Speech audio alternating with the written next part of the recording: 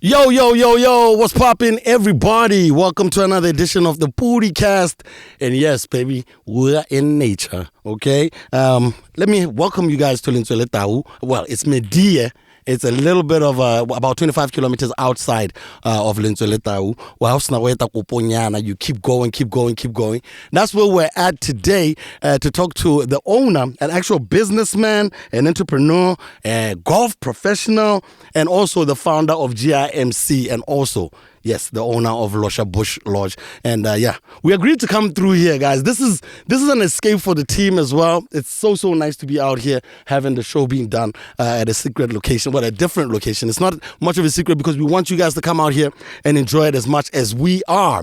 But without further ado, shout out to Local Corner. Make sure to like and subscribe for the channel. And also a special shout out to our apparel sponsor, which is One Print Stop Shop, okay? Now, without further ado, ladies and gentlemen, our guest today is no stranger to the public scene, but a lot of people know his name as a mystery, the man, the myth, the mystery. But today we're trying to uncover that mystery, and we enjoy the fact that at least he's willing to talk to us, because I don't remember the last time I actually saw him on an interview. So without further ado, ladies and gentlemen, give it up for Mr. Tapelo Fish Pabalinga. What's up, big homie?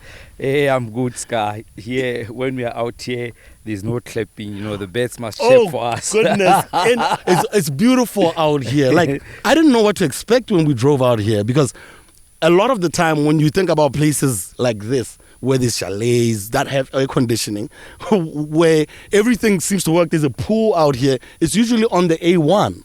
As I've never known of places out here that resemble a place like this. How did you even come up with setting up over here? Well, I mean, it was a long journey. Yes, I had always wanted, a farm that's not too far from where I stay, where I try and make a living, which is in Gaps. Yeah. So, I set out. It was probably maybe something that I took like 4 or 5 years to eventually find this place. Yeah. So as you say, I first started looking A1, but A1 can be busy with traffic. Yeah. Then I started looking towards Lobatse side, but property in that area is quite expensive. Yeah. Then I kind of was like, Kwening is not bad. Yeah. So funny enough, I then spoke to Arafat Khan, who is a member of parliament. This is in 2012. What's up, Kwena? So I then said to him, comrade, I say anybody that is willing to sell a piece of land in Kwening. Yeah. So in his usual style, he found it, and I went, hey, comrade, why you BDP, so go and speak to him. He's got a piece of land that he wants to sell. Yeah. So then I drove here, found it, and I liked it. Definitely. And I didn't always buy this place to try and put a lodge. It was just like a weekend getaway where I could just come with my kids and my wife, family, close friends. Yeah. But the chancer in me, one of them days I was just drinking my gin. Yeah. I took a walk and I kind of liked where we are. Yeah. I was like, what? Why don't we do a lodge here? And I brought all the different inspirations of my different travels, into the Delta, Bukasani, Tuli, wherever, and kind of just said, why don't I do something that's just nice, that will take people aback a little bit, because they wouldn't expect it, as I say, within Kwena. You said it, when you introduced that. So that's kind of the story of Losha. I absolutely love it, because Gape is not that far from the city, and also the drive thing is also relaxing as it is. So it was really, really dope. I came through with the crew. We absolutely having a good time coming through here. So thank you for having us. You're in the Kwening district right now. I want to start off at the beginning, or where were you born and where were you raised, and how your upbringing was like? I was born in Gaborone, Princess Marina. Okay. And I was raised predominantly Gaborone. I studied Gaborone throughout my life. Where's the Pabalinga surname from? The Pabalinga surname is from Sibina. So that's where my dad comes from. Okay. My mom comes from Serowe.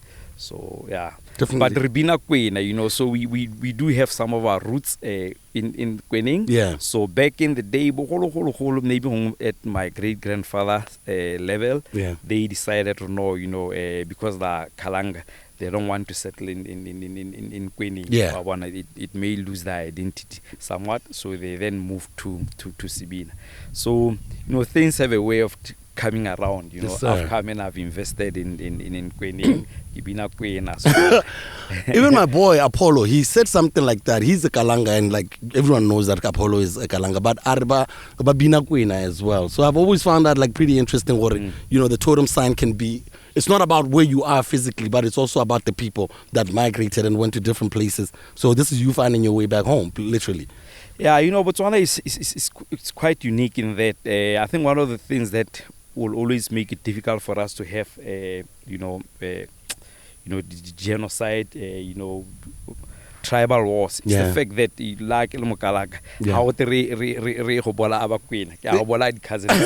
That's what I'm saying. Ke hobola abakhalagadi or vice versa. Yeah. You know, so I think that's quite good. You know, if you look at history in Africa where you had, you know, these genocide killings over Rwanda. Yeah. It will be difficult to have. Definitely. So yeah. We're intermingled like that. Yeah. I want to get into your upbringing. You know, you have a twin brother, and you have, you know, your sister who also sometimes works with you on some of your shows. What was your upbringing like in your homestead? Like, who was in the house when you were growing up? I come from a family of 5. An elder brother who's a quantity surveyor. Then my sister who is into catering. Yeah. She's a chef by profession. Then I had an elder brother when I Abidua Shimani, unfortunately passed on in 2013. Yeah. But he was a qualified accountant. Then comes me and my brother, my twin brother. So I studied BCom marketing and management. My brother studied BCom accounting. Yeah, so that's the kind of family that I grew up in with a mother and a father. Yeah. Unfortunately, my dad passed away. They passed on this year in February. Yeah, I saw that. So yeah. Yeah. You know, so that's Now rest in so I peace kind of to have a solid upbringing, very close family. How important was education, like in your family? Because you guys ultimately are entrepreneurs. You know, your brother is in the some of the medical space and stuff, and doing his other businesses there. And you know, you are a serial entrepreneur as well. Where did that come in? Who instilled that gene inside you guys? Was it your mom or your dad? You know, I don't know. My dad was a banker for all the years that I've ever known him. My mom in insurance. But when we were growing up, you know, my mom, we used to have shops, go White City, Enerkisa, Diluan. But none of my parents went straight into business. And so, let's go extension 12. Yeah. No, because like you're really street savvy. Let me tell you what, man. If you're in Italy, all those guys are go.com, the royalties. You know. So you're from that area as well. Yeah, you grew up. That's where like you were predominantly at during your youth and stuff like that. I grew up with extension 12. Yeah. But how was Gaborone back then? Like when are we talking? The early 90s or late 80s? Like what type of city are we talking about here? It was safer, you know, we're still probably, I don't know, maybe more vibrant than it is now. But that's what everyone says. As a young kid, obviously, you know, that's what matters the most to you. But I don't think Gaborone has necessarily changed much culture-wise. Yeah, we are not a daring city. You know, we just like to do things that, you know, don't raise too many eyebrows type thing, But, you know, it was quite nice. It was cool. Like I say, it was safer. So I come from the era where whenever we wanted to go anywhere, we would walk. You know, you know where extension 12 is. Like I use .com so that a lot of people can relate with where extension 12 is. You know, in the area where News Cafe is. So if you want to go to the main mall, we walk. If you want to go to BBS, we walk. You know. So there's none of this Pamolela the phone king. But I suppose it comes with any city that grows, and you know, we get new people coming in from all over. So definitely, and then that's how everything changes in economic situations of people's lives. Yes, sir. Yeah. So why golf? You know, you're from Moaburuni. How many people did you know even played golf? Yeah, no one. I mean, I played golf because my dad used to staying in Orapa as a branch manager thing. Yeah, Standard Chartered.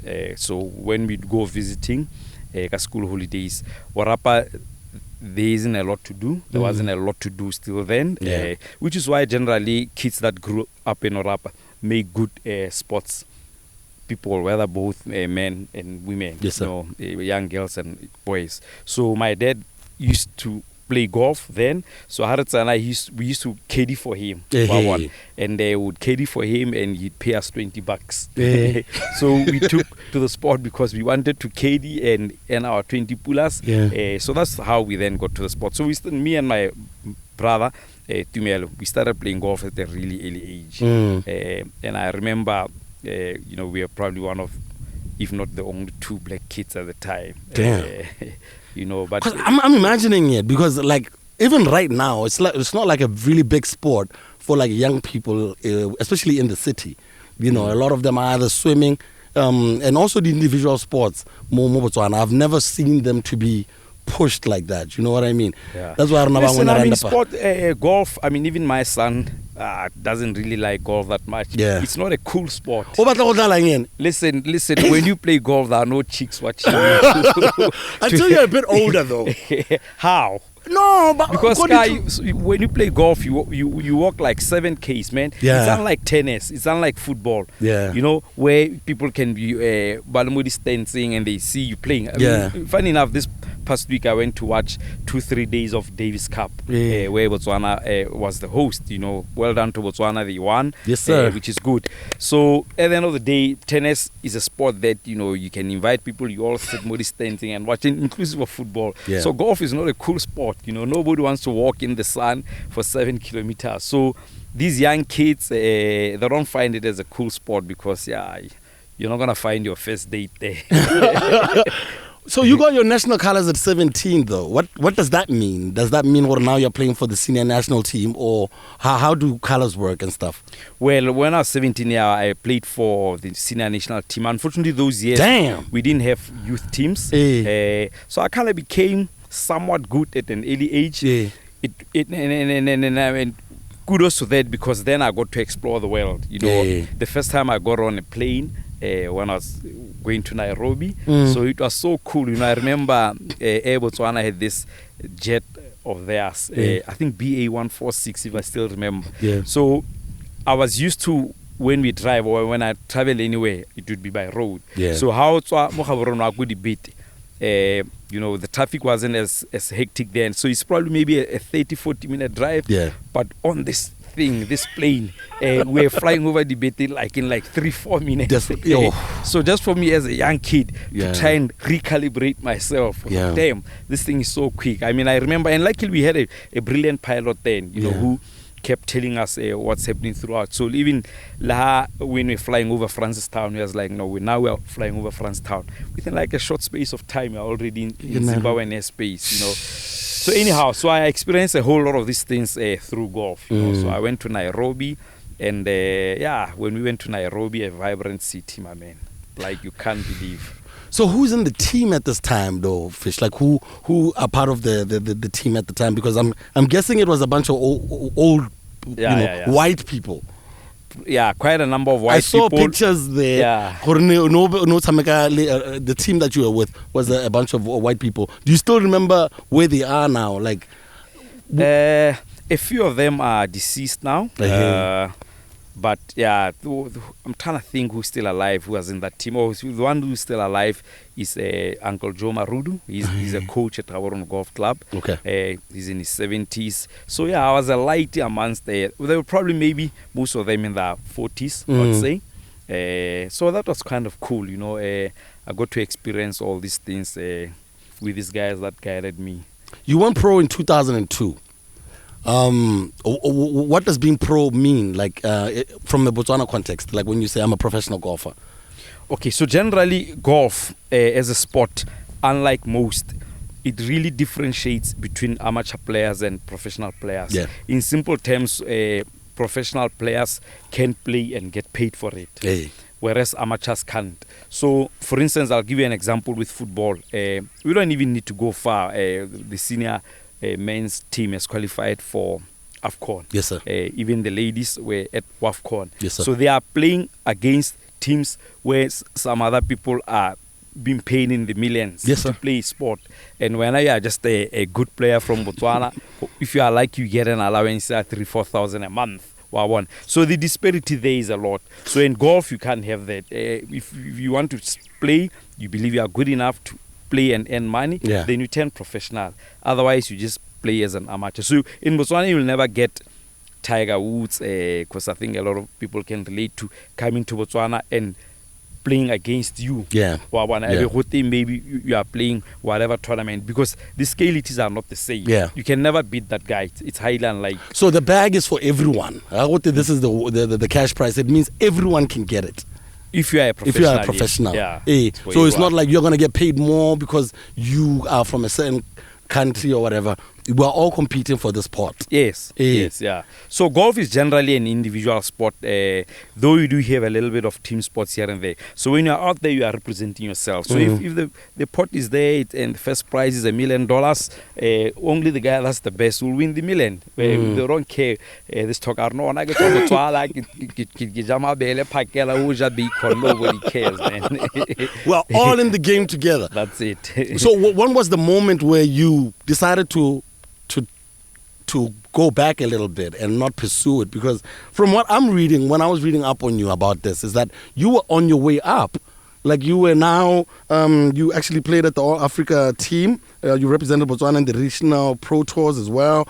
You hold a Class A professional status, and but it feels like you slowed down after some time. Okay, so you know what happened, Scar? I stumbled upon golf through my dad, then generally became good, and I got a scholarship to go and play to a golf school in Chicago. Damn! But this is like in maybe 94. Okay, so back then nobody knew golf, and even for me, I didn't really know what kind of life stood on the other end. So I sat down. I was like, no, I have to go to the States. I have a twin brother who's staying behind. I have to go and start a new life. I wasn't too sure, Scar. You know, and if I had come on many years later, where maybe you get a good black player like Tiger Woods and many others, you could relate. It's always important, and this touches on issues of mentorship. If you have anybody that can guide you and say, no, take this path because we know so and so that has done it. So for me, it was really blurry. So I then turned it down, and obviously I then went to University of Botswana, where obviously golf was just by the way, you know. So I think it was at that moment that you can then say I kind of slowed down. But then I went through university, I passed, but I continued playing. I continued representing Botswana at amateur level for like maybe 12 years. Then I decided, you know what, it's better I create space for other people to be able to represent Botswana at an amateur level. Let me try and turn professional and get to learn more and understand the sport more. But most importantly, to try and help those that come behind us to become that mentor. Now, if anybody wants to go professional as a young kid, I can advise them better than anybody did during my time, because there was no one that could hold me and say, no, let's do this thing. Definitely. So that's the short end of it. So you have to see like some representation in the sport, at least okay, maybe this is how my road would go, but there was no one at the time. To attain success, Sky, you've got to see it before. You've got to see it before, especially in sport. I think in general. So if you can't really clearly see where you're going to go, where you're going to end up, it's tough. So and I couldn't see that. It's one of those things that I could have got into the other side of the world and became depressed. Do you regret it though? That you didn't go to Chicago? No, I don't regret it because a pro sport is a tough way to try and make a living. The especially margins golf, are so fine. No, in any sport. I just feel it's harder. For some reason, I think golf is hard because you're battling against yourself pretty much a lot of the time. You know what I mean? So with team sports, you can defer, I get it, at least. I know. I mean, and you are correct. It's all on you. It's all on you, Wabon. So, but at the end of the day, to make a living, good living out of pro sport is tough. Yeah. Any kid I'm not trying to discourage anybody to try and go that route, but to try and become the 1-2% in sport is not easy. Whenever you see a good footballer, whether it's the likes of Ronaldo, whether it's the likes of Messi, and you always see the Ronaldo or Messi fans trying to talk bad of the other. Yeah. Man, or any of those two guys to be where they are, yeah. You are a special breed of person. Yeah. And then I don't even need to go far. We can even speak of Bolitzi. We can even speak of Bo Nigel Amos. Yeah. For you to be, the second best like Nigel was at the time, a winner thing out of, I don't know, the world has 9-10 billion people. That was you can't be like me and you. So even a guy like Litsil.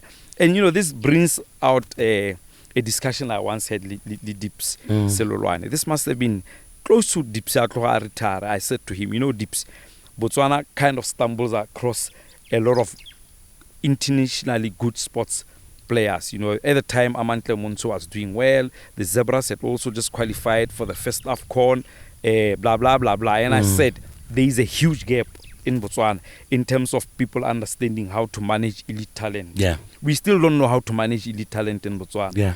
Yeah. Simply because of, as I explained in golf, there's a clear distinction between amateurs and professionals. Yeah. Now you'll have an amateur body, whether it's in athletics, whether it's in tennis, whether it's in anything that is trying to manage somebody that is a professional. Yeah. That guy can be treated the same as you want to treat everybody else. Just stamp. Yeah. He needs a diet. This is how guys end up with now typical of us in Botswana. They want to know we can't, man. Come on, a guy that's amongst the best in the world. Scar, he's not wired the same as me and you, my man. No. That guy like Litzile and Ronaldo, Messi. Yeah. I'm sure that teams travel in luxury planes of some sort. Yeah. But the guy still flies alone. On his own PJ. Yes. Yeah. Why? Why can't he no Ronaldo first class fly no? And that's the crazy thing about Botswana. Do you think that it's about humbling someone? Like why do we have that attitude towards elite people? Like why do we want people to humble themselves to a point where now you have your head down when you don't need to be? Yeah. Why re feel gore mongwe le mongwe tshotso ra leka leka ngwe le mongwe le mongwe re bona gore motho ke star player ra phasetsang le itebolo. Yeah. You feel me? And I think it is that mindset that generally hinders us to progress in so many ways. If someone is a star, I mean, let's say he's a gold medalist, the first African to ever do it. Crazy. It's a big deal. So I still maintain. Yeah.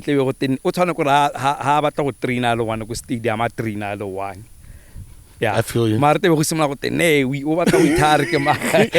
train hell with everybody, but no, it can't be. You know what I mean? You gotta give him the right status because maybe he wants to train on that particular day, because the mindset of the day.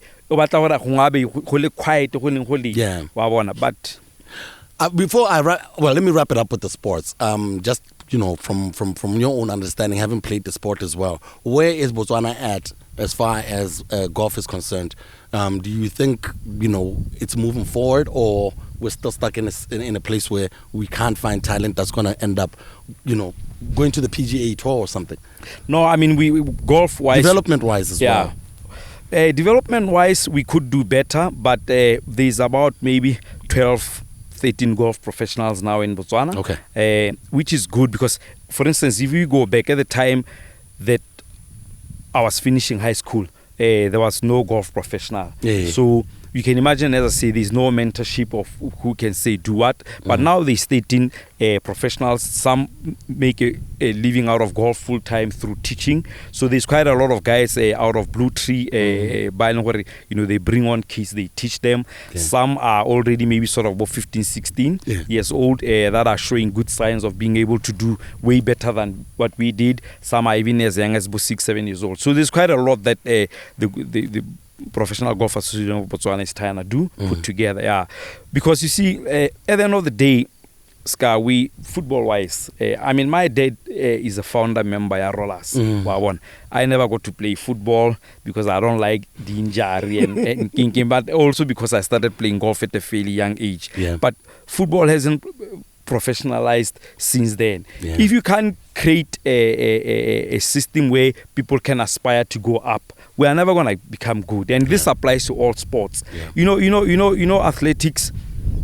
You know, we've been like as I say, I probably think we stumble across. I'm not trying to take away any efforts that anybody's put. Yeah, but there's a little bit of luck there. Yes, you can't show me any program that is there that churns out this good athletes year in, year out. Yeah. Other countries have. Yeah. Botswana, every now and then will stumble across a good athlete. We ride on it. Yeah. But show me, you know, Amantla was good in 400.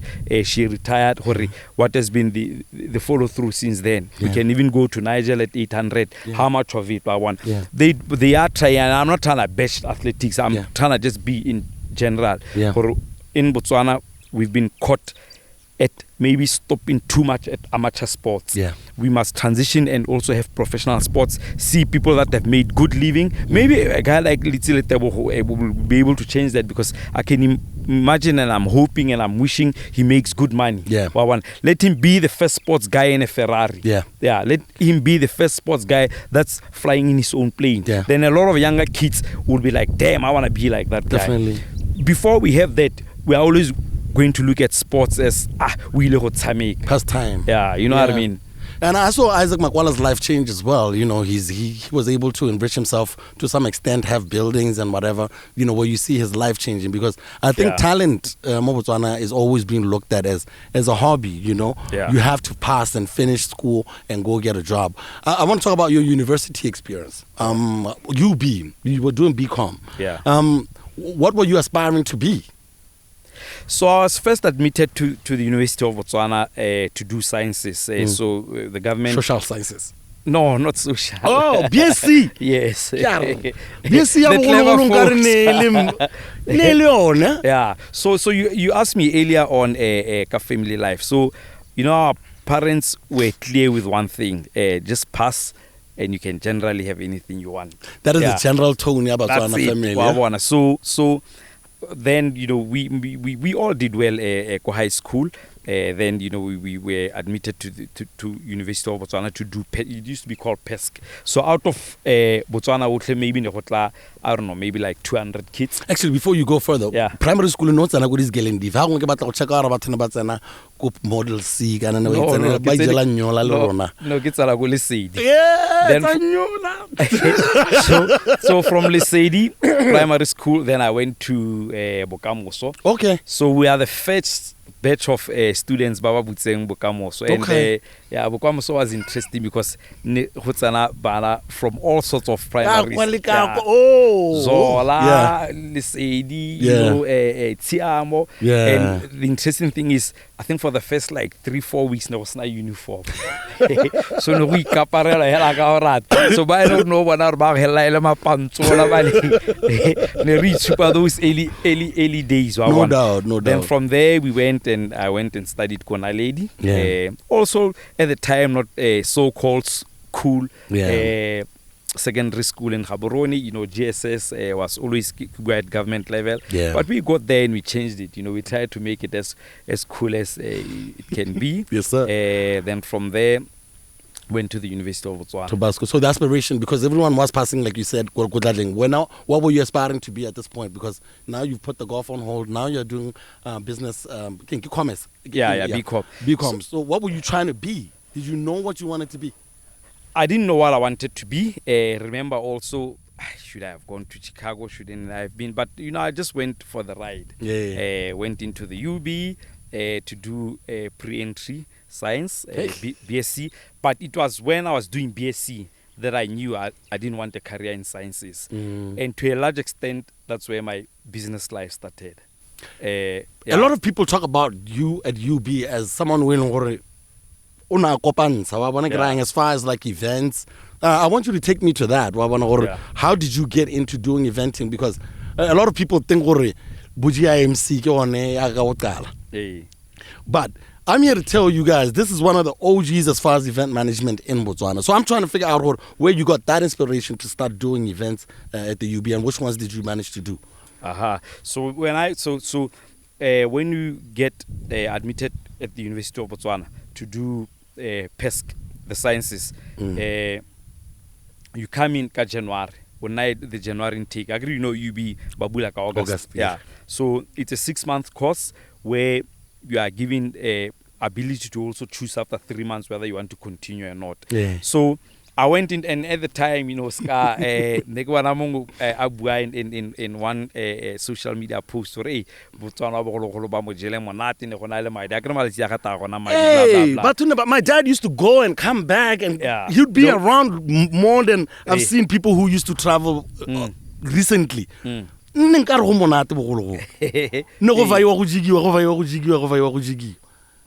Anyhow, so I stayed at the UB those 3 months because we're any monthly stipend. Yeah, so so anyhow, when I was there during that 3 months, I was on a strike. So strike is now because the minister of Bar and Canteen, I must actually go back in time and find out who this minister of Bar and Canteen was. I want to go and give him a hand. Damn, you brought the entrepreneurial spirit in me. Yeah. So, you want in the SRC one yourself? No. And how the pre-entry because you're not even a first year student. Yeah. But anyhow, strike affected all of us.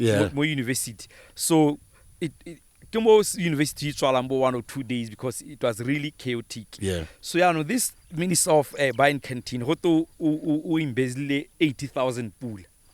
Damn. Jesus. So I then sat down, 80,000 pool. That's a lot of money. Still a lot of money now. Yeah.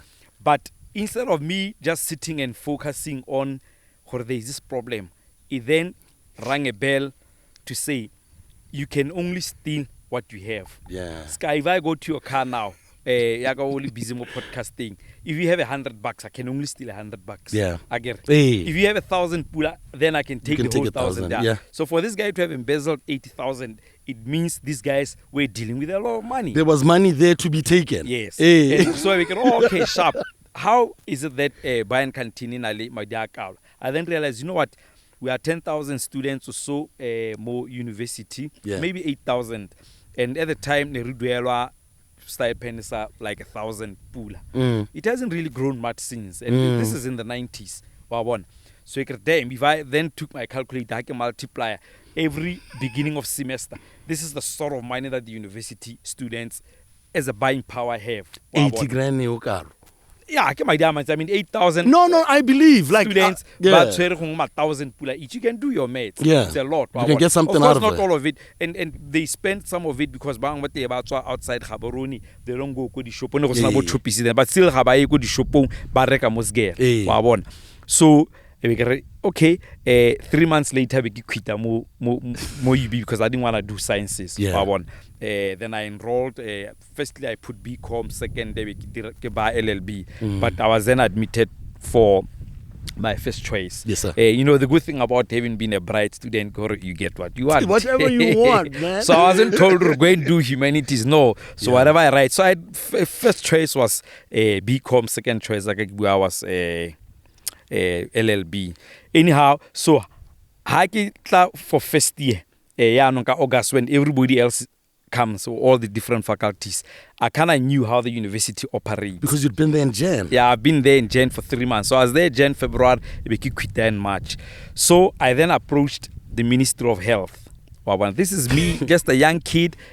All I have is just ideas and my will to succeed. Yeah. So I then said, you know what, Yakaritla Augustiana, we all come from different backgrounds and what have you. And Haritsana mo tropong as young kids ra hu itumelelana re bona boy meets girl. At the time HIV was a problem. So I then approached the Ministry of Health and said, hey, give me money, let's come and do a campaign around sensitizing Barnaba Squaley about they had this campaign at ABC, abstain, be faithful, condomize. I remember that one very well. Yeah, and it was a solid proposition. And I didn't get this money, Sky, because anybody who knows me for what. But this is why we're having this interview. Yeah. Because I think sometimes we have to dispel those ideas. So some people become successful just because you came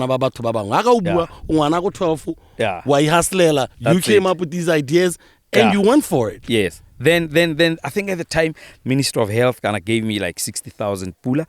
So then during the day orientation Minister of Health printer this pamphlets distributed to bana ba sekolo. I then said, you know what, so I'm the guy that started this original influencer rubbish. So okay, at the time DJ Fresh Tato Sikwane was a student. He was a student. I think he had dropped out because Fresh was a year or two ahead of me. So he can phone like he was already doing what he's doing in SA. I think Alamo YFM. And obviously because when I said UB, he could relate. No, come so that when you send out these messages, kids can do better. And I also got Daddy Skizo as well. I think the first one that we did got Bob Mabena.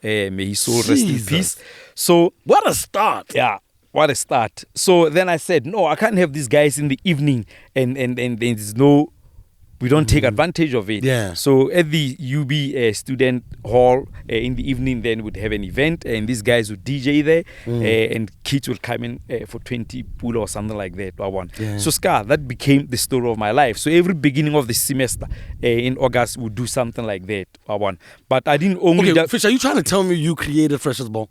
No, not Freshers Ball. No, it wasn't. Okay, Freshers so this Ball. is more like an orientation, but led by the student community and young people. Yes. It's about all about No. So it was just like during the week when I orientation. These guys would come. There would be these positive social messages that are given to us. Then Monyaka Kante. Listen, man, we are I don't know, in 1920 years. We gotta have fun. So in the evening, these guys also then come and they DJ, and I pay them. Sky, I kibuka sound. I don't know from those days. Nekibuka sound of Mr. Dennis Alexander. Yes, sir. Luen's there. Yes, sir. Yes, sir. House of Sounds. So. Yeah, then that's what it'd be. So we'd be at the gates or collect ideally some of my friends. I never knock, I get that check. But Sky didn't end there. So then we made good profit, Then I ventured into Karagedlala golf. One odd time, I walk out from the UB, going to the golf club, golf, and I get there and I'm like, these guys park their nice cars here. Because golf, fortunate enough, we played. And especially those years by a lot of guys that were corporates, whether expatriates and locals, managers of banks and what have you, blah, blah, blah, blah. So I then approached them, no, as you guys play golf, let's wash your cars. So I had this mobile car wash. This is me as a student, I did mobile car wash, every now and then I'll delve into selling T-shirts and merchandise, caps and so I was an active guy. Damn, dog. So it makes sense now. Yeah. And another day, Scar. Then I bought my first car as a student. But I was also a guy. I think I made so much money as a student that even if I tried to chow all of it, I couldn't. So I had huge savings. No, I'm telling you. And he managed to pass. So. But remember my parents, one rule, just make sure you pass. Just finish. So my parents never really got on my way of me doing business when I was a student, just as long as I passed. Later on, UB, then I opened, we used to have a petrol station. My parents go Pakalan. Then I'd open filling car wash thing. That was stationed there. So the weekends it just only operate the weekends because Pakalani then wasn't so populated like now. So predominantly a lot of people that stayed there would go to work. So come Monday to Friday, but the weekend because they were there. So even at a young age, I was able to rationalize some of these things. So I used to have a car wash there. So man, I was a backstop kid. In my broke state now, oh God, let's rewind 20-25 years Take ago. me back. Yeah, But that's crazy though. Like now that you say it, it makes so much sense that the your fabric is about business. It's about exchange. So I want to get like, I'll do this for you, and you give me some dough. And I also come from I know a lot of kids or anybody else always thinks of starting a business by going to get debt. Yeah. I'm not big on that. Simply because I didn't start my business that way. Yeah. Then we fast forward a bit. Then I passed UB. I have a degree. Yes, sir. So then it's like typical everybody else. How we get taught, how we get indoctrinated into thinking in a certain way. Yeah. I then try to look for a job. So I apply. I remember I so wanted to work go Air Botswana BDC, the Ministry of Foreign Affairs. So I won. BDC was big. Yeah, and a few others, so body banker and private banks. But anyhow, I agree. These corporates will respond to box address ya kola pay. Yeah. So le beketa go teng ngwana kona le kwalo ke la bona. Le bere ha ke le bula. Le kwalo le ska hela le simolla by we hereby what we regret. Yeah. So after like 2-3 months, I sit down can like hear all these regret letters. I can get a job. Yeah. I was like, but what the fuck am I trying to do? Yeah. I'm trying to look for a job. Hageluko you being a key employer. Yeah. And I was like, you know what? I actually have savings of $500,000 pula. As a kid, I'm sure you I don't know. Get 1.5, no. Right now, get 1.5 Yeah, So luckily, I wasn't a flamboyant kid. I didn't drink a lot. You didn't spend too much as well, yeah. Yeah. And predominantly, how that young, what you do, probably you drink a lot. Yeah. Even now, I'm not a big drinker. Yeah. So anyhow, it helps. Well, everything is about balance. Definitely. So I then said and I rationalized, I have savings of $500,000 pool. I'm coming from background there. Any stipend is I call it 1,000 pool. Yeah. But when I said I'm gonna triple my income, so I'm gonna pay myself 3,000 every month. So I then decided, you know what? I'm getting into business. This thing of me waiting and thinking somebody will determine my destination just doesn't make sense. So I was just waiting there and hoping some HR lady or man sends me a letter. I said, no, man, life doesn't work that way. I'm going to employ myself. I'm getting into a territory that I don't necessarily understand because now I'm outside the university. I no longer do business within the student community. Yeah. But I then said, Sky, if I divide 500,000 by 3,000, I can probably pay myself for a very long time. Yeah. I can pay myself. You can do the math.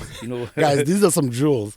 So Sky, I could probably pay myself for maybe 2 years without even making any single income. Yeah. So that gave me the comfort to say, let's get into this business. Full blown. So full blown. So I then rented an office not too far from Kolapeng. And one of the first businesses I tried to do was in IT. I remember at that young age, myself, the Obonis Mutelesi, we got an e-commerce payment gateway. This is like 25 years ago, Scar. Niggas are still talking about gateways now. Yeah. But designer, we got that far back, Guys are working on them right now, and banale capital, but they're still failing to do those things. So you guys were doing those things.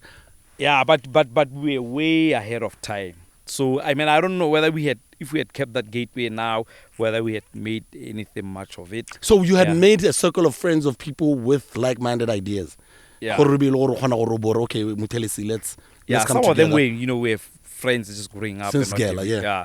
So, but that didn't work well. Like I say, trying to do e-commerce in 1999, I don't know how. But IT looked lucrative back then, or was it the hardware? It was the hardware. So now we're trying to get into doing e-commerce. Yeah. So okay, that's fine. I don't know how e-commerce, how big it is now. No, right now it's the only thing that everyone is trying to get into. Also because we all have internet access. I'm trying to imagine 25 years. Jesus that Christ. far back. 25 years ago. Yeah. So I remember we went for this meeting in Joburg, Nakanale OB. And we're sleeping, I think somewhere in Midrand. We wake up in the morning and they try to hijack our car today. But since the lock, so Sky, we've seen it all, So with the business, and you do have some money so that you're able to pay yourself. When this fails, how then do you find the one that actually now you are able to like grow? Which business did you figure out, and how did you manage to grow yourself to a point where now you're able to set up other businesses?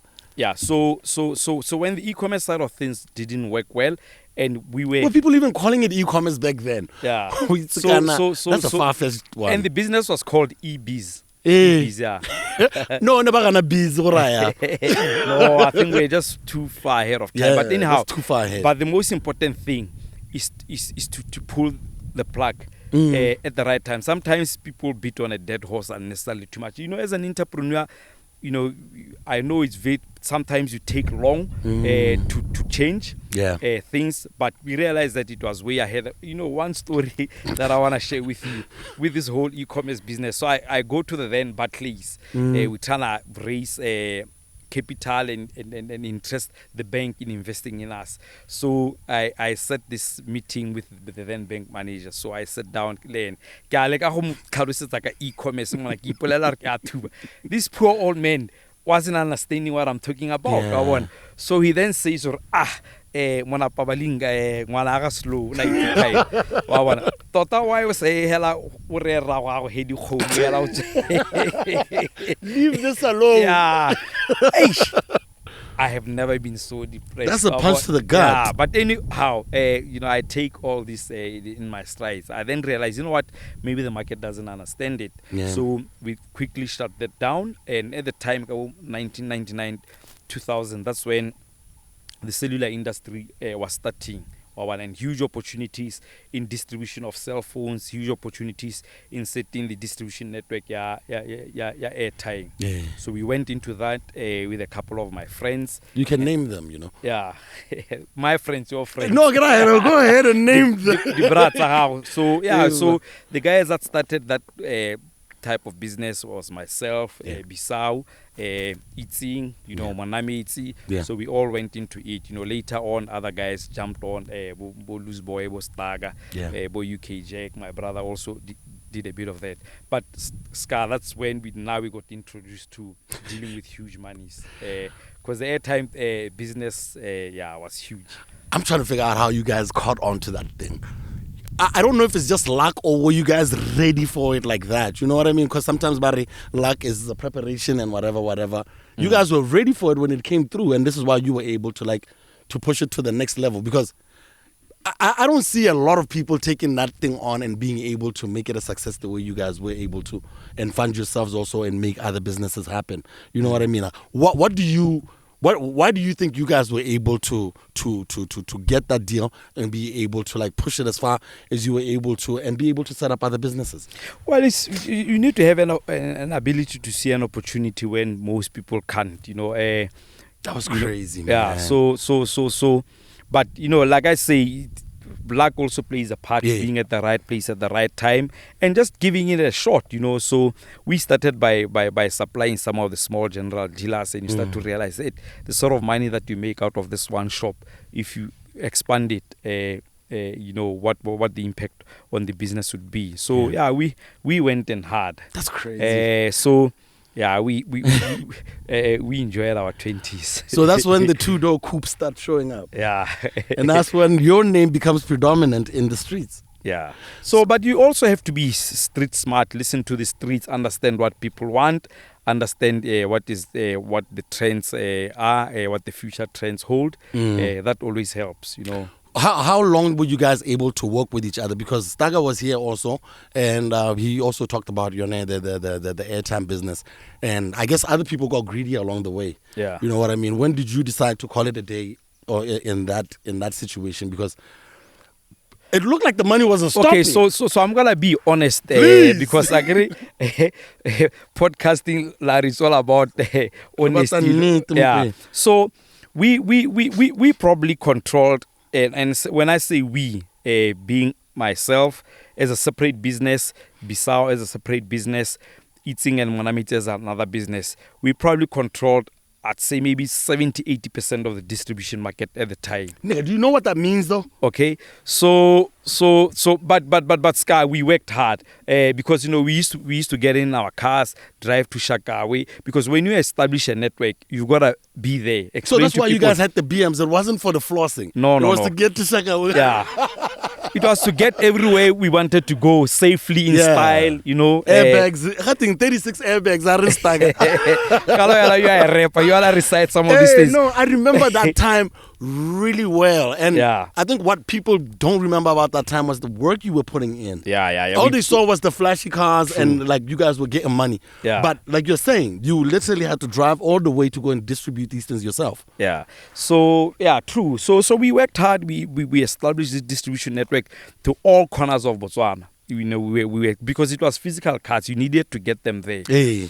Anyhow, so we then went on a boys' trip, a holiday to Cape Town. I think I heard about this story. So I don't know. I'm trying to think what year that was. Must have been maybe like 2002 or 2003. Yeah. So we must have gone in a convoy of, I don't know, like 6, 7, 8 BMs. These are 2 doors, guys. 2 doors, These the are not just- X5. The M5, the M3, You can name everybody. it. Yeah. So we went with friends, family. We got to Cape Town and we must have turned that Cape Town around, and people in Botswana could hear. We probably that holiday trip. Amongst us as friends, maybe in 10 days spent over 1.5 million pool. Those years, Scar, you know what I mean? Is it the same trip you guys saw Kofi Annan's son? Yeah. We stayed in the same house with him, and some of guys that are still my friends now. We met then. So we did it, Scar. We did That's it. a different tax bracket. Now Where are you in? And these are some young bucks from Gab City. and we And connected. are paying for themselves. And we connected like you can't believe it. And then the guys were also doing well as businessmen. And you start to realize, these guys, their levels is no child's play. Yeah. They were on a level like no other, But anyhow, I think back home, the message was like, damn, man, these kids can't be making this sort of money. Yeah. We got to make sure that we come after their businesses. So Who was angry? no, the guys that worked that within the networks that had the ability to change Procurement manager. that type thing. So we came back and they just started eating onto our margins. If you've been making $10 out of every scratch card, all of a sudden this letter comes. Now you are making 7 pool. 2, 3, 4 months later, now it's $5. So eventually the business got to a level where it didn't really make as much. Yeah. But you know the positive me, Scar. I look at it on the bright side, because if we had continued making that type of money, it would have killed us. Definitely. Yeah, no doubt about it. That's crazy, man. Like I was in awe. Because I know a lot of people want to look at it or naked jealous thinking there is that side, but I don't want to get hung on the negativity. It's probably there was a lot of jealous behind it, because we are not workers, we are entrepreneurs. We're making more money than the guys that probably are managing our contracts, like rightfully how it should be.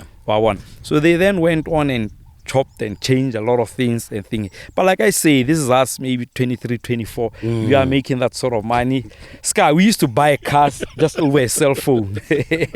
You just pick a cell phone, or phone go Capital BMW. I said, I see you guys have a nice X5 packed on your floor. I want to buy it. Okay, buy a ready starter. You then call the bank, finance this thing. Fix those days, not only fix. You collect the car that afternoon. But I suppose bank, it was also during the times when banks, could give you a yes or no straight away when they had power. But those were the days, my man. No, but that's crazy. I also like the relationship between you guys amongst yourselves. I've worked for Monamiti. He's a good brother to me all the time, and because you guys are all so different in the way that you are. I'm trying, because everyone probably might have thought it was your personalities that, the or you are the more reserved one. Bisco is the more flashier one. Monamiti is the more, I guess, more business orientated one. You know what I mean? So people probably in the streets felt for it it was a you know, a blow up amongst you guys. No. It was never a blow up amongst us. Listen, jealousy is jealousy. Scar, whether you are humble. He calls me Star back in the day sometimes. So Scar, at the end of the day, jealousy is jealousy, man. Whether you're a humble guy, whether you are flamboyant or what, if they just feel jealousy coming through at the door. Yeah, that's it. Jesus Christ. So you know, when now you stop, you know, I guess you then transition into another line of business. Is this when you start Leapfrog? No, so Leapfrog, remember that's what I studied. So I majored in marketing and management. So it was always there. So Leapfrog at the time was just the poor cousin.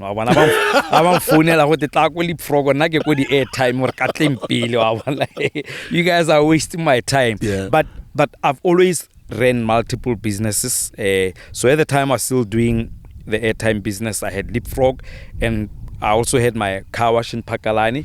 That's the car wash in Pakalani also then gets me to do my restaurant and club in Pakalani. Yes, sir. Yeah. So I still also had that. Yeah. So McGinty's, for those who don't know. Yeah. Yes, sir. So yeah, we opened McGinty's. It's also an interesting story, you know. I want to know about McGinty's because I did my my album launch there. Yeah. Happy Hour. I think it was a listening session, you know. Yeah. It was the place to be. I don't know if it was after it turned into Cuba, but like McGinty's, it was a franchise. Yes.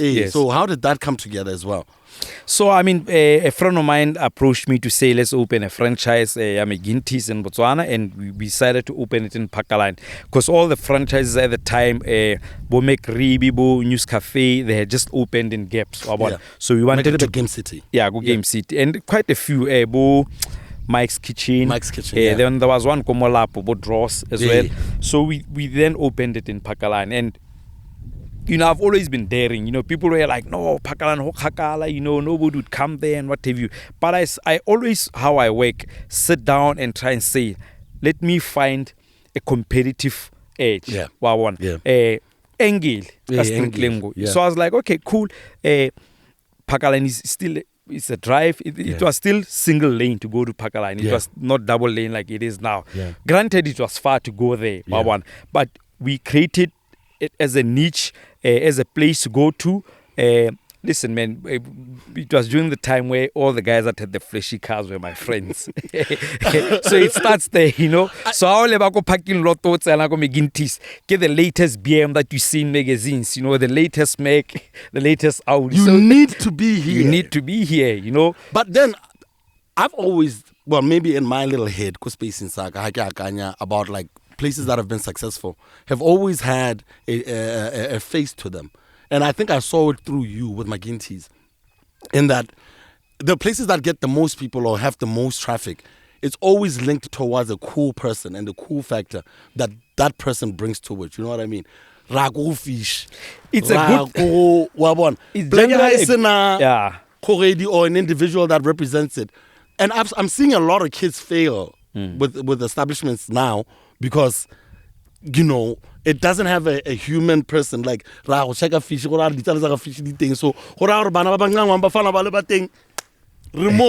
no, but Scar, yes, I like agree. Monet at News Cafe, yeah. You know, like Will at Primi. Yeah. I don't know if you get what I mean about that. I get what you mean, but I'm going to differ slightly with you. It is a good thing, but it has its limitations. And the limitations is why I sold McGinty's after doing it for 6 years, because you kind of get tired. And I realized that now I was starting to hate my own business, because it would be a Friday or a Saturday and I'm just feeling lazy to go there. Yeah. And people get there and they'll be like, no, Fish, we're at your place. No, Okay. yeah. But I then start to realize that because I had other things that I was also doing, if I'm not there, it's affecting sales business. So it is a good thing, as you say, generally, that you know you want to go to a place where you can relate with the people that are there in the own. But I admire the guys that are able to do it at a global scale. Where you don't have to be in South Africa or in Bangkok for a business that you started to operate. So, but it has its pros and cons. You know, but I stick with my point.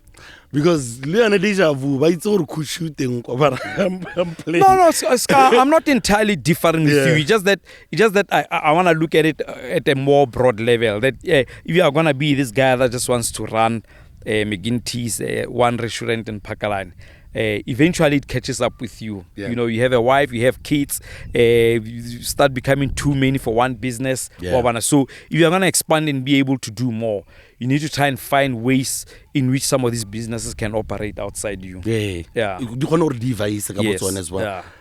I'm going to move quickly because I want to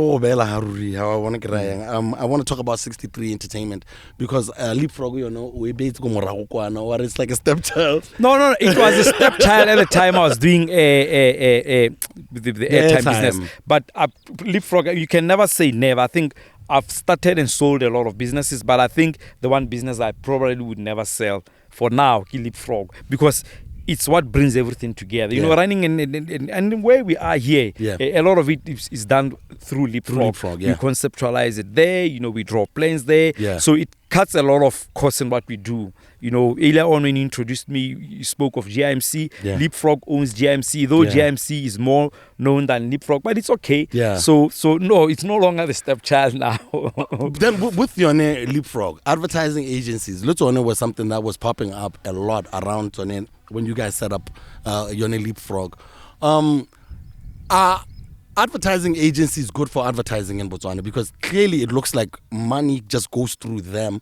It's not direct to customer. Like, let's say if we're Podicast and we want to go to, let's say, any telecom company and try and tell them what we're selling advertising, we have to go to the advertising agency. What do you think about that ecosystem? Advertising agencies taking the bulk of the money that's supposed to be between client and I guess the person you're servicing. No, we actually don't take the bulk of the money. You guys do. No. But advertising agencies. No. All advertising agencies don't take the bulk of the money. We want some of the money. I'm not saying what you guys are hogging. Cause you see what happens, and that's the one thing that people misunderstand. We'll do an event, and maybe that event is a million pool, whatever launch that we are doing. Okay, so predominantly, these clients come to us because we are the ones that put together everything. Remember, if it's a telco, they want to focus on running the telecommunications company. They don't want to be having to deal with a caterer, somebody who provides flowers and all those things. So in general terms, we are probably making margins of, I don't know, maybe 8, 9, 10%. So out of a million pool, probably your money there is 90,000 pool. The large majority of the money goes into paying the different suppliers. So sometimes the reason why bigger corporations want to work through agencies is just so that they can have somebody that is engaged to be specifically looking at certain areas of what they do. Because you can imagine if you went as PODI-CAST to them and another podcaster goes to them, someone that sells water goes to them, then all what they're doing, they're spending time just dealing with different suppliers. So they actually give us that headache. It can be a business that's full of headaches, you know. So. But I feel that. We're talking about in a fair world. But right now, what I'm experiencing as far as advertising is concerned, Botswana, is that it's the marketing managers of companies and the ad agency have sometimes this relationship that is uncomfortable for people who are coming in from the outside. If they don't. I don't want to say if they don't like you because I'm going to sound like I'm being petty. You know what I mean? But it never feels like it's a fair transaction. It's like people have their people. It's like you have your suppliers. You don't know what I'm going to do for your client because you don't want to listen to me. You just want to deal with your suppliers. I'm going to keep giving money to radio. I'm going to keep giving money to newspapers. But newspapers and radio talk about stories they find from podcasts. Scar, at the end of the day, it's important to try and strike a relationship with the ad agencies. It will help you go a long way. If you have a product that you truly believe should break out. But breaking in is never easy. I know we used to serve one huge telco where, they really enjoyed being a huge telco company because of the money that they sort of paid and, was at that disposable for marketing. And we used to get into huge fights because now I'm a startup by head. I can't recall me ever buying a running business. I'd rather start things and make them work. Yeah. So we had, and I'm gonna name them at the time. We can post this similar. We're very influential in trying to get them to bring into some of these things, because I believed in the product that they were presenting. Yeah. You know, Aubrey Lute was an editor of Gazette, so he knew what he was doing. Yes. And these guys were just not interested with supporting them. And I said to them, do you guys know the importance you guys play in the Botswana economy as a huge telco? If you all turn your backs against anybody that is trying to start up, nobody's going to be able to start up in Botswana. So sometimes when you are sitting in these lofty offices, just understand the importance that you play as a person, as an individual. When you are at home, just understand, you know, when you are in your sofa one of these days, just realize that maybe this manager or that manager at this particular entity, if I just went out of my way to just pick up somebody, what that will do for that individual. So breaking in is never easy, because it may explain to who we are as a Botswana market. We just like the tried and tested. I mean, I can give you very many examples, inclusive of Bonobo GIMC. We just like to go, we like playing safe.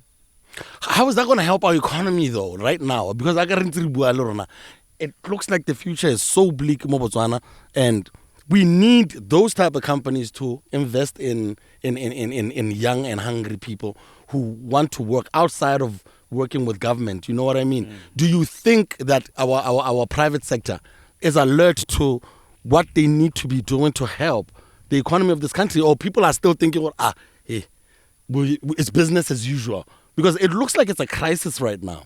Yeah, no, I don't think they look at things as business as usual. Definitely, we may be heading for troubled waters, or we are already in it. But I think we missed great opportunities back in the days. You know, the one thing that Botswana has done well as a country is to educate people, you know, human resource skills and what have you.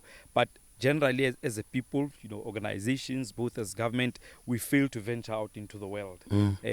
We probably have some of the best mining engineers in Botswana, but you've never heard of any big mining engineering entity in Botswana that is mining in Australia, that is mining anywhere. And this applies to all very many different sectors where we are quite knowledgeable. Even as a country, I mean, I was quite excited the other day to see that we are trying to establish a foreign sovereign fund. So some of these entities that are quasi-government owned, they should have been venturing out. We should be in Congo. You know, we are doing some sort of business there, whether as a parastatal, trying to get into Zimbabwe, and which had been struggling for very many years, whether to go and set telcos there or to go and set infrastructure backbones that they could use. You know, things like that. We just like playing safe. And just in general terms, you know, and it explains why when you bring anything new into the Botswana market, you generally struggle, because listen, I told you of my story many years ago. This man was not even interested in understanding what e-commerce is. And fast forward, it's something that was always going to come. So it's a bit unfortunate that all this kind of weighs down on everybody, both at government level, at private sector level. Jesus, man. I always feel, you know, like we could be doing more. And like you're saying, we really just like playing it safe. Trying to start anything new in Botswana, Sky, you must think hard. Outside the box. Yeah, you must think hard about it, because it's going to be a very lonely road, you know. So if you are not willing to stick at it, you'll probably quit on the way, because you'll have very little support. Hey, my man, we like the tried and tested. More meeting now, who else has done it? Jesus Christ. Yeah. And here we are, gents. Horar will stick with it. I think people are happy about Miss Botswana right now. But there was a dip back in the day. And I literally think you guys brought Miss Botswana back, because you and 63 Entertainment with Bisau were the ones who actually set up your name, Miss Botswana. I think for 3 years. Was it 3 years? Yeah, 3 years. 3 years. How did that come about, and why would you guys get into a beauty pageant? And that was the one that Emma actually won as well. Yeah. And Someya also. Someya. Yeah. And Karabo. And Karabo. So listen to that 3, dog. Are you listening? Top 3. So anyway, there used to be BCW used to have President Abudua Welsh. So my Welsh had met with us many years before. Our Kopawari, to run Miss Botswana. Yeah. And I think eventually how she got us to do it was like, this thing, it carries the name Botswana. And you guys carry yourselves as patriots and what have you. To say we do know what it's a beauty pageant, but this thing is called Miss Botswana. Come and help us revamp it. Yeah. So I wasn't too chuffed in taking up that responsibility and with Bisau, but we decided to do it and we set out our rules that if we are going to turn this thing around, these are the rules that we must operate by because to turn around anything, we can't run things the same way it has been done before. Yeah. So we got there and we changed. We made the team leaner. These pageants, you have a lot of these ladies, Baba mo committing, Baba Tangwa, Miss World, instead of preparing the queen. So we changed all that. They used to generally hate us. You find people, I made the team leaner. Yeah, because once again, I'm coming from a background, understanding, I'd call elite sports. Yeah. I did. You gotta be good at what you do. Yes, and for you to be good at what you do, you've gotta have the right support. Yeah. So if we then, the first year that we then did Miss Botswana, Behuina Emma, Behuina Sumeya first, yeah. Sumeya then went and she did fairly well, Miss World. Definitely. Then the following year, Behuina Emma did brilliantly. She became Miss World Africa, first princess, and what have you. Probably one of those years where we got robbed of winning Miss World. Yeah. But the bottom line, one of the key things that we did, besides all the good prizes that we brought, is we told BCW, no uncertain terms, whoever wins must get the full support. Yeah. Make sure by about Jimmy, we then spoke to about Jack's gym, or about train, speak to about style, speak to about motivate, all these things. And some of them needed to be paid, and we pay them. Yeah. What's the point of us being more the committee? Who we Miss World, the Hotsama 1 person, Mara Atsama support team about 9 ska, ba we rain. That's just the way. So my daddy take it to say, my dad, that accommodation, channel it to the talent. Yeah. You know what I mean? Make them better. We did Miss Botswana for 3 years. I've never attended Miss World, because we always made sure whatever little resources we have, we put it towards whoever is one. And this applies across everything, even in sports. There are many things that can describe who I am, but sports is a big part of. I've always played sports as an early age, so I understand. If you are good at what you do, even in music, put the money behind that talent. Yeah. Great things will come. That talent will become so big that everybody in the team will become rich. Yeah. And that's why years ago, athletics. Yeah. Picture the official. Hey, yeah. The athletes were in the back. Yeah. That was nuts. But you listen, I'm a communicator. You look at that and it just explains how we see things in Botswana. Yeah. I like how you look at all of this stuff because it's all the same, like sports, your business, on a civil service. In that, if you don't do your job, you're letting someone down as well. Can be able to benefit.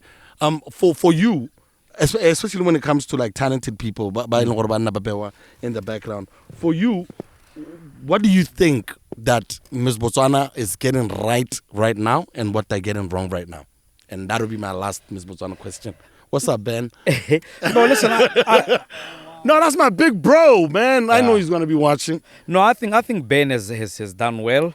Sometimes the kind of success that at the time we did Mrs. Botswana, which I think is predominantly different from now when Emma got to be Miss World Africa and also First Princess.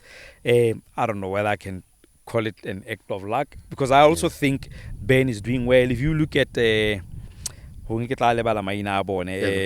think the last two, the current minister now, Lesotho Chombo, I think she was in with a good shot at doing far better than where she did. Yeah. Whether it comes down to politics of the pageant, I don't know. Yeah. So at the end of the day, I think they're on the right path. We wish them well. with your team, keep doing it. I keep saying, when you keep doing good will come your way. Definitely. A little bit about your relationship with Bisau Gaobakwe. You're one of the people who I've always seen work with him, and you guys get each other. What can you tell anyone who's heard about the name Bisau Gaobakwe, but they can't put a face to a name or they've never met him? How would you describe Bisau? In what context? I mean, I've all of them. I've known Bisau since we were little kids. He's a brilliant thinker. Yeah. Full of good ideas, and I think our team worked so well because I then say it's pointless for us to keep thinking of these great ideas without putting them to action. Because I always thought you were that. So for real, I think you'll be like, and then you'll be like, okay, we can do this. Yeah, you know what I mean? You guys are extremes of each other's personalities. You know what I mean? And I think that's why it worked. Yes, because in any partnership you need that. Sometimes, when you form a partnership, when let's say you are both good in writing, it doesn't work. You write and all I'm doing is just criticizing your writing. I think I can write better. So rather you become good in writing and I become good in making beats. Then when we come together, we make a good team. So happen. In simple terms, we are kind of that. So I always make sure that all these great ideas, when it comes to execution, we execute them well. I think that's why the partnership when we did, especially Miss Botswana, worked very well. Yeah. Awesome stuff. And then in September of 2014, is that when you did your first concert? Yeah. GIMC. GIMC. Yeah. All right. So we got to talk a little bit about GIMC and how that concept came together, because instead of just doing a gig, because I didn't think you would just make a gig. I knew it was going to be way more to it. You are advertising this event all across the continent. You are on South African networks. You're on different channels all over the continent, trying to make this event about Botswana, where it's not only about Haji West, it's about the continent and people from around the world coming through. What came into starting GIMC? Well, it was many years of... And what was the ask? What was the why? Yeah, I'll get to that. So remember, I spoke of my university days, so I had always been doing events, though I kind of stopped a little bit. But then we got into doing comedy sessions. We did a bit of Miss Botswana for 3 years. So we did a bit of this and that, just shows independently. So I then said the one time, I think I was on holiday, a family holiday. This time around, I was also with my brother and his family. So I was saying, because I'm in the creative space, you want to tell me that we're outside Botswana. I come up from a country where there's no big event, where, we always go to all these international events, and there's nothing in Botswana that it is at the scality of where some of these international ones are. I then said, you know what, when I get back to Botswana, I'm going to do one. Yeah. Okay? But I then said, competitive edge. I'm not going to just do a festival because it's a festival. I want to make sure it's different from even in the SADC or even international. So I said, why don't we do a week-long festival that touches on different shows every day, different interests, because as people we are different. Like the 6-7 of us here like different things, different music and what have you. So I said, what's the point of just trying to do a jazz show? What if there are those that don't like jazz? Comedy is big, poetry is big, or it used to be big. Theater. What happened to comedy? Well, they're telling me that it's back now. So I saw you put a post about it. We're gonna do it this year. Yeah. So anyhow, I then said, we can't be the poor cousins when it comes to that. So, and at the time, my firstborn was still young, and I'd look at this light and I said, if one day my son says he wants to be a musician or he wants to do anything in the creative space, because we've got to move away from this thinking of, you got to be a teacher, doctor, lawyer, blah, blah, blah. Yes, sir. You can make money out of even sports. Yes, so at least let me create a platform that we can identify with as a people, and artists aspire to perform on it, because one of the things that sometimes I listen to social debates. Yeah. People will be complaining, no, there are always South Africans coming to Botswana, but we never ever get Botswana performer in SA. Yes, sir. But it becomes an easier discussion, Scar. If I go to a festival in South Africa or anybody else, and I say, hey, I'm this guy from GIMC, can you create space for a Botswana artist? Yeah. They listen to me Yeah. because I'm speaking to them like for like. Yeah. One. Yes, sir. I'm not coming to them as a beggar. So, and fast forward many years, I think GIMC is there. Anybody that I speak to in SA, most of them know it. Yeah. One. Yeah. That's why it's become easier for us to get all these top acts that we bring. Yeah. When we pick up the call or the managers, no, we are from GIMC, so and so available. They know of us. Yeah. But equally so, we've also opened doors for other guys to perform. Kobo, Mahika Mahiking. There's that one in Nanko, Bloemfontein, Mangaung, yes, sir. Can I be trying? I'm forgetting the name. Has now. our Africa Day? Makufe, yeah. So we get, because we know the owners, we deal with them peer to peer. So that's one of the things that has been good at GIMC, but it was deliberate. We didn't stumble across it. We had always set it out. When I spoke about it to my team, one phrase that I used at the time, so GIMC could have happened in May of 2014. Yes, sir. We didn't do it in May of 2014 because at the time in the Ronale, the youth games, for those that will recall. So I didn't want to introduce it at a time where there was a big event happening, because we would have gotten drowned in there. The youth games is government sponsored, so they occupied all the media. I then said, you know what, another time that I like is September. It's our Independence Month. It's a good blah, time. blah, blah. So let's go to September.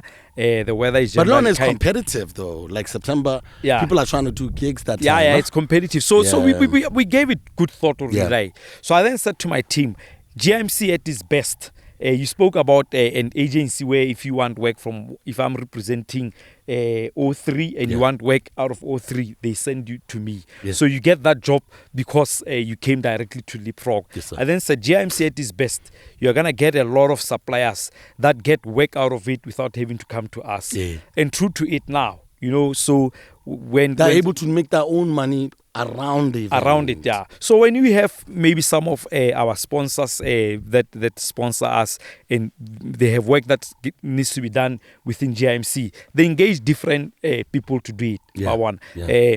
Pale Baya, new man,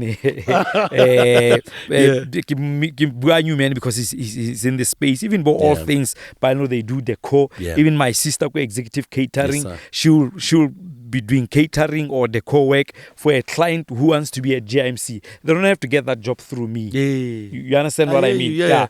If you go and perform like you've performed, go GIMC. Yeah. I did a mic drop.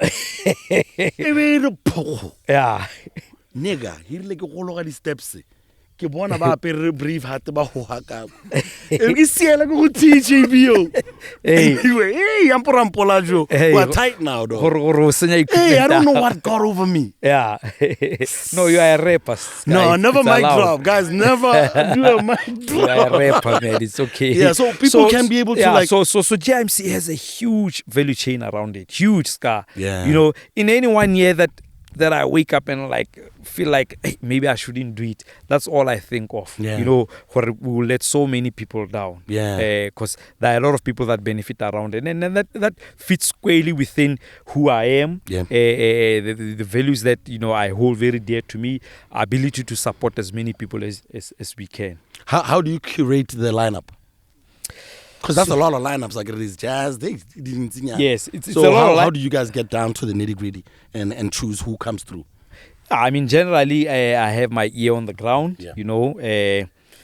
I'm a guy of the streets. But Yes, sir. I also have a team.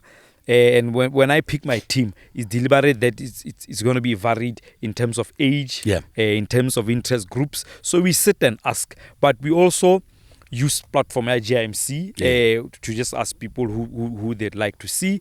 But Sky, we pay attention to our surroundings. The music that's playing in combis, the music that's playing in weddings, the music that's playing in parties, whenever we go out to restaurants, you've got to understand the trend because we are in that business. Yeah. As Leapfrog, we are an advertising agency. So I can't have a client come to me and asking me what's the latest trends and I'm blank. Yeah. Yeah. And at bare minimum, if I'm blank, because now I'm starting to be at that age that I have to be blank, someone within my team must know. So you know how to pick them. Yeah, and my team knows if we are being asked what's the latest of this or what, and all of us are blank. We need another team member. Yeah, somebody's gotta know, So yeah, I'm gonna ask a controversial one. The pay disparity between international artists and Botswana artists. It's a big raging debate on this podcast a lot of the time. Or why is it the way it is? How do you feel about that? Like, how do you decide I'm going to pay this guy 150,000 pula and I'm going to pay this guy 10,000? Okay, let's go back to and flights and accommodation and food. Yes. Let's go back to. I'm gonna touch on an issue that was a bit topical a couple of weeks ago. Yes. Why is there a price disparity between a Demio and a Range Rover? Shandy mama. Yeah, why is there? Why? You know what I mean? So it's the same thing. So you must break always it down. You must always. No, I brought it down. It explains it all. So there is a big difference. Yes, there is a huge difference. So you must always charge what you're worth. I'm not trying to paint myself as a saint of some sort, Scar, but just Ribwa GIMC here. Like it's 11 years old. We have 7 shows every year or 6 shows every year. Yeah. So you can imagine how many artists we deal with. Consistently. And since 2014, there's no single artist who Yeah. So, but when we come and sit and we transact, you tell me what you believe you are worth. If you think you are worth 150,000 like an international act, that's fine. Do you think that you've put it on the table? So it is now for us to believe you are truly worth that. You understand? Do you think like, do you think we're afraid of actually, because I'll bring it back to Monamiti. I remember when he hired me to go and work at Moro. Yeah. You know what that brother said to me? Yeah. He's like, how much should I pay you? Yeah. Yeah. And then I said the number. Guess what? Yeah. That's exactly what he gave me. Yeah. Listen, you know what I mean? And yeah. I think that's always the problem with young people in Botswana. It's like we don't know how to quantify our work and our service. Scar, I don't want to put this if we don't know how to quantify. I think we are realistic enough to quantify what we believe we are worth. We are. Based on what, though? Huh? When I feel like Donald maybe 3.5. Maybe it starts there, but like in anything, Scar, you charge what you are worth. For instance, Leapfrog is an old agency. Okay, so sometimes I tell my clients in no uncertain terms, if you want me to be part of the team, then you're gonna have to pay me at this much. Yeah. And sometimes we are thought of as an expensive agency, and I tell my team, so be it. I'm not going to delve into to try and compete with a kid that just came out of Limco Queen. If we can't get jobs because we are too expensive, so be it. Yeah. You understand what I mean? So just like in anything, if you go to lawyers, some lawyers charge more than others because they charge on the basis of what they believe they are worth. And only the artistic Scar, you don't all charge the same. No, there are some who charge more than others. But the reality of it is, you wanna compare. Listen, a South African artist charges way less than an American artist. Yeah. I think we want to look at this discussion, Botswana versus South Africa. But when usually the ones that we see here. Wait, I've brought Bo Music Soul Child. Canada was that. Yeah, that is the one show. I brought Bo Jonathan Butler. We've brought other acts from Nigeria. Yeah. So when you deal with rest in peace to Mr. Ibu. Yeah. So at the end of the day, everybody charges what they believe they are worth. But I don't predominantly think Botswana artists necessarily undercharge. Yeah. Yeah. Listen, and at the end of the day, you coming from an economy with 2.7 million people or whatever, I don't know whether 2.7 or 2.4 million people. So the kind of money that you are always going to make is going to be commensurate with the sort of clientele that you have. So if you come from South Africa where there's maybe 54 million people, you're obviously going to charge on the basis that when you blow big, you are blowing big for 54 million people. So when you blow big, you are blowing big for about 2.7 million people. Any Botswana artist that can make it big in SA, that can make it big in the US, they'll come back into this country and charge the same as those foreign acts. Yeah. It's as simple as that. So for me, that why are you clapping, nigga? Yeah. So for me, that debate is settled there. Word. Yeah. Let me tell you what. I mean, I've never. I'm gonna go back to using Litsile as an example. His fees that he will charge now are way different from what you charged maybe 2-3 years ago. Because he's a big international act. Yeah. So naki itswela ko Sibina kwa ska my dad ga charge go Sibina ha ke tamo ga boroni wa bona ha ke re ke be ke batla go ra tshwana kana le ke le go Sibina. If I'm big in Sibina, that's fine. I want to 500 pool wa bona. But if I'm not big in gaps, I can't come get in charge of 500 pool because gona le bo ska wa bona gona le bo ATI gona le bo V. In comparison, they charge like 10x more than what I charge. Now, for me, V, I must come into gaps and be as big as them. Okay? So for you to charge the same as black coffee, okay, maybe black coffee wouldn't be a good example. Not at all. Maybe I'm going to charge as much as Kespa or Bomang. Try and be as big as them in the market. Then you're at parity with them. That's the best answer we've ever gotten on this show. Okay, you got me. No, that's actually the best answer ever. Underpay you, Akir. No, why you never underpay me? What? You have me in a suit, man. Like I'm Do they know you once a judge at Miss Botswana? They don't know. So when our judge is a winner, man. Emma. It's a little know what that Emma thought. No! She's been on the show. I was like, damn. So I was part of history, like helping Emma win at that time because like. She was just outstanding. So let me tell you what Obana ATI we've given a lot of chance and we've given a lot of platform to many artists. Ghana ATI, I think it was when Emma won or the one before. He had this act. We just saw ATI. He reached out to us about rehearse. Nobody. This is 2008 or 9, okay? So nobody knew ATI. So he came out with all this energy. No, Miss Botswana. It must have been the second one we did, 2009. So he wanted to perform because he had seen what we do. And he put together a very electrifying rehearsal. So I very palala like our over staging. Atala mo coffee. I want to go orange show. He came in that thing and I was like, come on. But anyhow, impact. Anyhow, ATI did perform. So the point that I'm saying is, I personally, I've always, when it comes to the creative space, and even in business, given a chance. Hence the story we can pose when nobody wanted to give them a chance. We gave them a chance. I put my neck on it. Yes, sir. So even guys like ATI, we did V. I think the very first time VR performer in a major gig was when I performed at Lemafiki Zolo. Yes, this must be late 90s as well. You know what House I mean? of Blues. Somewhere there. We once brought the whole SABC team. Tebo was still alive. Tibs. Tibs was still alive. I remember I couldn't kill one. Hey, I gotta wrap it up, big homie. Man, we can be here for 2 days. We can. I want to sign. Why say it a 2-day podcast? No, I gotta go home.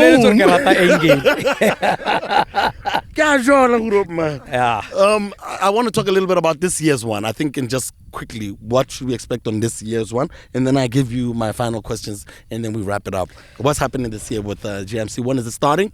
And when is the main show? And where are the other ones? Slap and Tap, is it heated? So the ones that we've released already, the Fitness, which will be on 5th of September, go GICC.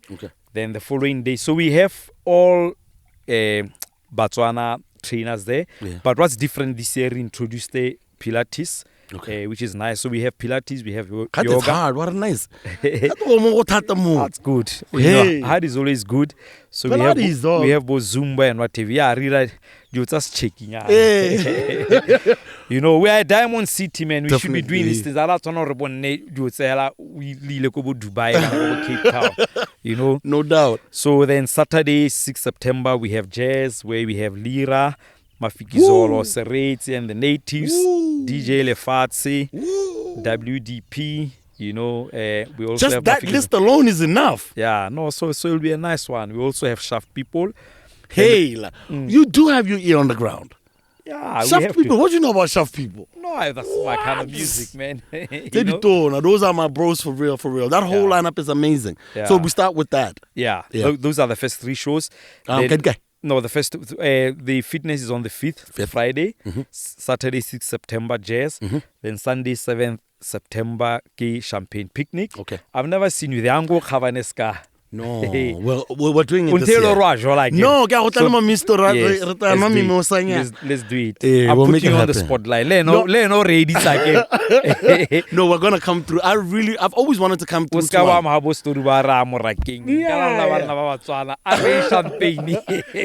No, that's a mass. Where you gonna hold it this time? Are you coming here? Wagga Gardens. Wagga Gardens. Yeah, so always a good spot. So yeah, so we'll this time around for the first time in maybe 6 years of doing the champagne, we have a foreign act in Russell Zuma, so he'll be performing there. But we also Big man have, that. yeah. So you know, within GIMC, one of the things that I also want to highlight, Sky. People talk of when we bring international acts. I think maybe out of let's say 40 artists, we tell them 5. 5 in nyana, yeah. international.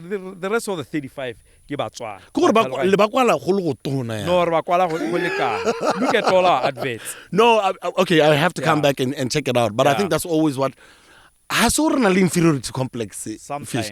Ha gongwe ya bo ile gore ra bo re ipotsa gore are we loved just as to much? digress a little bit, I also get a lot of artists. I can't know it all. Yeah. The genres are so many. So la motho ang approach, I try and keep myself approachable. So I'm Yeah. ang approach re Mr. Fish or Uncle Fish. Yeah, Like they one start of my with- name. Kana Protman, kana Motsadi. Motsadi mkhulu. Kona my name now. So any day, antaro batla go perform. So I say it's cool. So who are you? No, ke mama. What is your social following? You know, Yeah. your digital. So this guy hang with Mutotla like 5,000 or 3,000 followers. Like that. I have more followers than you. Times 6. I'm not an artist, you're an artist. Go work on that. What is this? So for you to blow big, work on that. Do Yeah. something good so that Batwaka hits. Yeah. So it then goes back to what's your value? Yeah. If you're Yeah. a big artist in a country 2.7 million people, you're not gonna charge the same as a guy coming out of 54, 300. That's why Yeah. Nigerian artists charge a lot, Yeah. more than South Africa, because they are more in number. Yes, sir. So anyhow, we create these platforms so that Batswana, can keep growing. One benefit out of a big event within their own country. Definitely. So yeah, the first 3 on fitness, jazz, champagne. Then midweek we're gonna do poetry on the Wednesday. Yeah. Thursday we do comedy. Friday we do clap and tap. The big question is whether, as you call it, the main festival It's a is big there. show. The reason why we haven't spoken about it is, the National Stadium is going through Oh yeah. renovations in preparation for the World relays. Race. So that has us thinking, because other venues are not available. Some of those that are available, like Royal Area, they want to triple the price. It's just crazy, Someone when they messed up Royal Area. Ka ke itse gore ke mang o So it's not like we have money to throw away, Scar. I mean, we paid good money to use the venue before we've done Bojezete. But you can't come and triple the money. But I think someone did something. Or ra re ke bona ba triple am because I don't know. We didn't. It's not us. someone did something So, for Jampisa but then that highlights to the fact that we are a country that's struggling with venues. With venues. So it's inevitably going to affect the sort of money you make in the creative space. Yeah. So there's no doubt about it, because when there's no venue to hold a big event, then all what we are doing or perform more the barring, and the sort of money that you get paid to perform at the bar can be the same as at a big festival. Yeah, not at all. So it's a bit unfortunate, So, but anyway, I'm sure in the next week or two we'll make a call on it. Definitely. Yeah. Yo, guys, I don't know. I'm supposed to shut it down now. How many I minutes thought you were I going got? to say you heard it here first. No, you heard it here first. Boo, boo, boo, boo, boo. I want to shut it down because pa wants the signal like one, but I'm really, really just excited about it. I want to ask you some really quick rapid fire questions. You just answer me as quickly as you can, okay? Golf. Your favorite hole or course? Pause. Your favorite course? The one I've played. Fish, just answer the question. Well, I'll probably say Gary Player, Sun City. Sun City. Yeah. Okay. If not golf or events, your dream job? Just being out here. What of this? Yeah. In a farm like this, I like space. So I like peace. Yeah. I like the open air. Yeah. So yeah. All But I mean, I always say another job that I could have done is to become a builder. Yeah. Just a brick and mortar. It's almost similar to what I do. It's just that I build in brands. Yeah. Yeah. Yeah. So I like building. I feel that. Yeah. You're talking to a certified tiler. Yeah. Are you a morning person or a night owl? Night. Night owl. Yeah. You work better at night. Yeah, I work better at night. I think anyone who's done entertainment, we're all here. Morning one. But you know why I like the night? Because it's quiet. I can listen to my thoughts better there. You can concentrate a bit Yeah. better. One thing most people don't know about you. I don't know. I mean, I don't know. I'm a very strong religious person. Yeah. I think my chief hero in life is God. No doubt. Yeah. Amen, my king. That's why I give it to a tapero, someone. Hey, no, chips. Yeah. Name a Botswana dish you can't live without. Ne, garata salmon. Skagona salmon. There's salmon. Ay.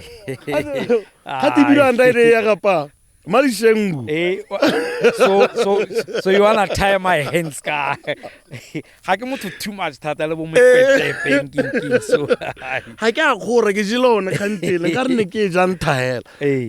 okay, and then the last one, the biggest pep talk advice you'd give your younger self. Like if you were to talk to a younger Tapelo right now, what would you say to him to hype him up about the future?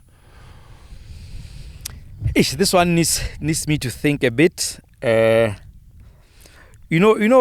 area that I would have wanted us to touch on is how deliberately the black child is kept away from certain types of businesses. Yeah. If you look at the global rich, the 1%, they invest in certain types of businesses only. Yeah. And this would be, your financial services, like banks. This would be, in property and blah, blah, blah. So you get to realize that one of the reasons why we can never really be wealthy, especially as Batswana, is all these are foreign owned. And it's a pity because most of them are legislated by who? By government. Government in Batswana, black like me and you. Yeah. So why have we never realized this thing? So for me, it would be to try and make a push into getting into some of these industries that are generally taboo. Yeah. I'm a guy that kind of rebels differently. Sky, we could talk for two days. I'm not lying. So part and parcel of when we spoke about the years that we used to run Airtime and own these flashy cars, we are also rebelling in society because all these nice cars, all these nice things were never ever seen first. Ever. Yeah, they were always these, especially the young cars, ones. Yeah, being driven by just our Asians, brothers and sisters. Yeah. But when you can't drive this. Even Bahola are just making you seem like it is not for you. Yeah.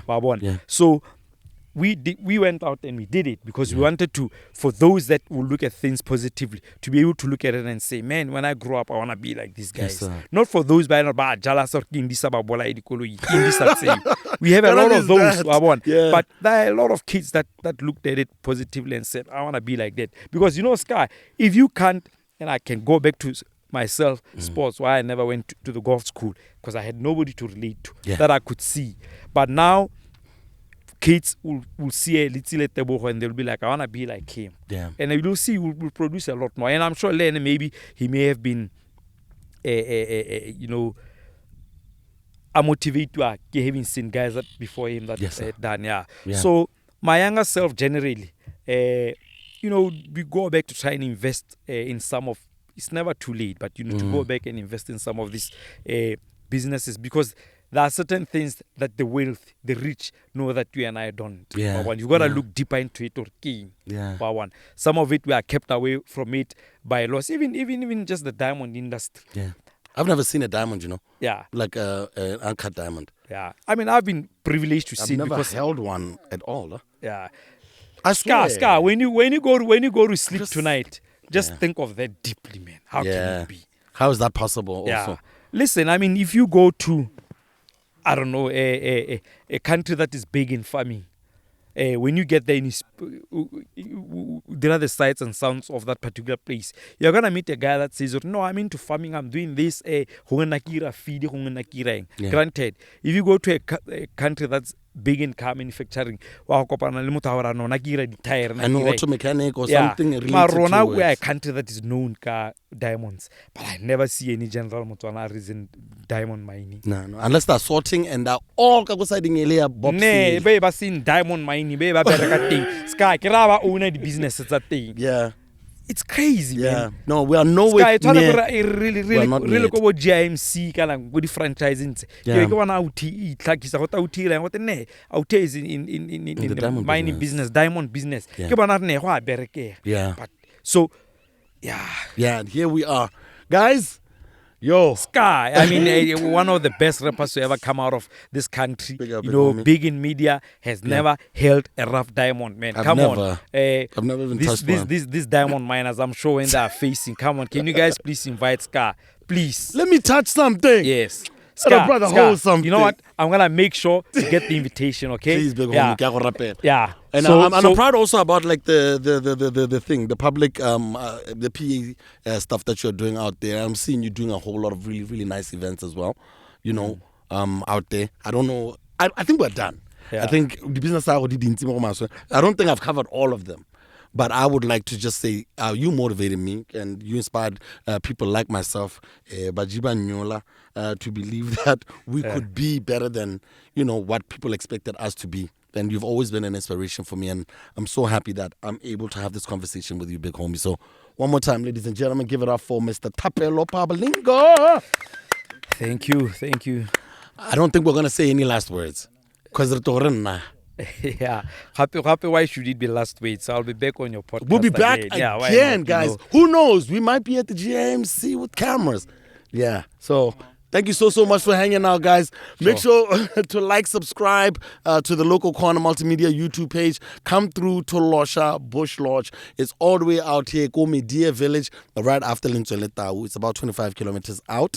Don't ask for a pen. We've got directions. Just go on our Facebook page, and then you'll be able to see how you get through here, okay? It's been fun. It's been dope. I'm SCAR. See you guys next week. Peace.